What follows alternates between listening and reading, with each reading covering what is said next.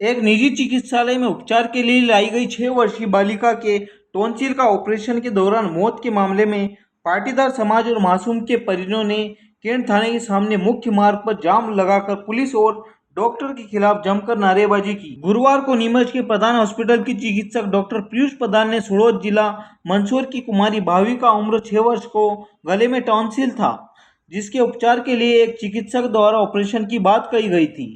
गुरुवार को ऑपरेशन के दौरान मासूम को एनेस्थीसिया का इंजेक्शन दिया गया था, जिसके बाद बच्ची की मौत हो गई। मामले में मासूम के परिजन और पाटीदार समाजजन डॉक्टर पीयूष प्रधान की गिरफ्तारी और हत्या का प्रकरण दर्ज करने की मांग को लेकर कैंट थाने के बाहर बैठ गए और जाम लगा दिया। फिलहाल पुलिस के आला अधिकारी परिजनों को पीएम करवाने के बाद मामला दर्ज करने की बात कर समझाइश दे रहे हैं। उसके टॉन्सिल बढ़ रहे थे उसके यहाँ पे गले में, तो 1 साल से ऑपरेशन इसका इलाज चल रहा था उसी हॉस्पिटल में। तो ऑपरेशन करवाने के डॉक्टर ने कहा था 6 महीने बाद होगा। हम 6 महीने बाद आए हैं अभी 15-20 दिन पहले। तो उसको सर्दी हो रही थी, तो डॉक्टर ने बोला ये पूरी स्वस्थ हो जाए उसके बाद ऑपरेशन करेंगे। तो हम परसों दिन आए, उन्होंने कहा कि इसकी जांचें करवा लेते हैं। सब जांचें करवा ली, जांचें सब नॉर्मल आई। डॉक्टर ने कहा ऑपरेशन होगा परसों दिन लेके आ जाना। तो हम कल सुबह उन्होंने टाइम दिया था 10 बजे आ जाना। 9 बजे घर से निकले, 10 बजे यहाँ पे आ गए थे। यहाँ पे उन्होंने एडमिट वगैरह सब कर लिया था।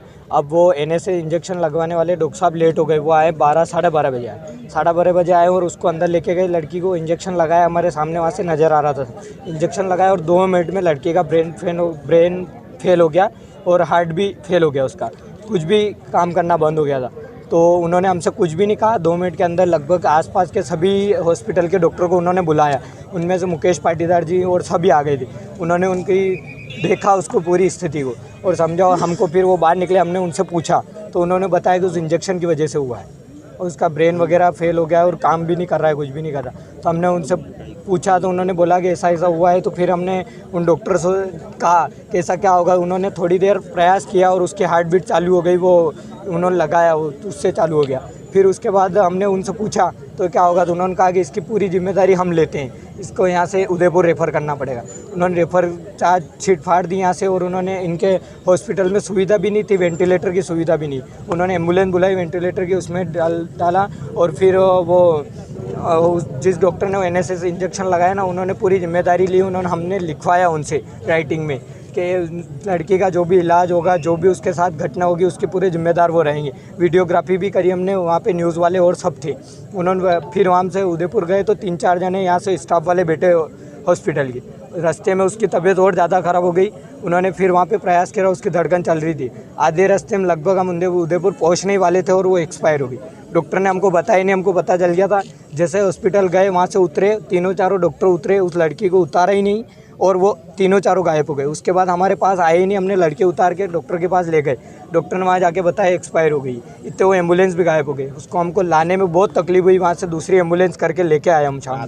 फिर हम यहाँ पे आए, इतने और परिजन आए। थाना प्रभारी को ज्ञापन सौंपा तो ज्ञापन लेने के लिए तैयार नहीं थे। थाना प्रभारी लेने के लिए तैयार नहीं थे। वो कोई भी कार्रवाई करना चाहते थे, हमको भगाना चाहते थे। तुम जाओ, सुबह लड़की की वो PM होगा उसके बाद देखेंगे। वो हमारा आवेदन लेने के लिए तैयार नहीं। फिर हमने आवेदन दिया, उन्होंने रिसिप्ट दी, उन्होंने साइन करी और दिया। उसके बाद हम आए फिर तो ये सुबह फिर हम 7 बजे यहाँ पे आ गए। हमने कहा कि उसके डॉक्टर के खिलाफ़ क्या कार्रवाई करी। हमने शाम को आवेदन दे दिया था। तो वो बोल रहे कि नहीं, जब तक PM नहीं होगा कोई कार्रवाई नहीं होगी। हमने दे दिया। जब वीडियोग्राफी है हमारे पास, वो एक्सेप्ट करा है, उसने साइन लगा रखी, प्रधान हॉस्पिटल की सील लगी हुई है उस पर, तो भी वो कार्रवाई नहीं कर रहे। अभी भी हम बोल रहे तो वो बोल रहे कि PM करवाओ पहले, PM के बाद ही कार्रवाई होगी। और हमारी मांग है कि वो जब तक उनको एक्सेप्ट नहीं करेंगे, वो उनको गिरफ्तार करके नहीं लाएंगे डॉक्टर को, तब तक हम PM नहीं करवाएंगे और यहीं पर धरना प्रदर्शन करेंगे। कहाँ का ये मामला है? सुटौत, गाँव सुटौत का मामला है। क्या नाम है लड़की का? भाविका पाटीदार। कितनी उम्र थी? 7 साल उम्र थी उसकी। बहुत कमज़ोर थी। ऑपरेशन कोई क्रिटिकल नहीं था, टॉन्सिल का ऑपरेशन था उसमें कोई। और ऑपरेशन के दौरान होता तो वो बात अलग थी। NSS का इंजेक्शन लगाने में। अर्जुन पाटीदार नाम है लड़की का, अंकल जी हूँ मैं।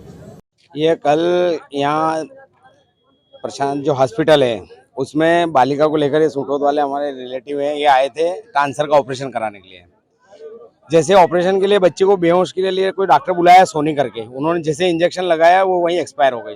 डॉक्टरों ने फिर भी उसके बाद गुमराह किया कि नहीं कुछ ज़्यादा हो गया है, नशा, इसको ज़्यादा बेहोशी हो गई है, हम इसको वेंटिलेटर पे ले रहे हैं और हमारी जवाबदारी है, इसको कुछ होने नहीं देंगे।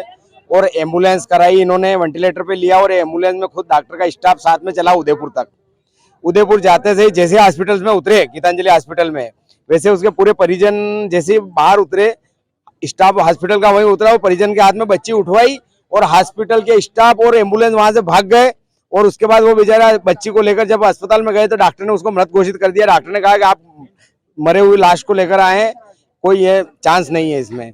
उसके बाद जब वहां से फोन लगाया गया तो न तो यहाँ हॉस्पिटल का कोई आदमी रिसीव करने को तैयार था, थाने में बार बार एफआईआर के लिए थाने में फोन लगाया गया, थाने में किसी ने रिपोर्ट एक्सेप्ट करने को तैयार नहीं था।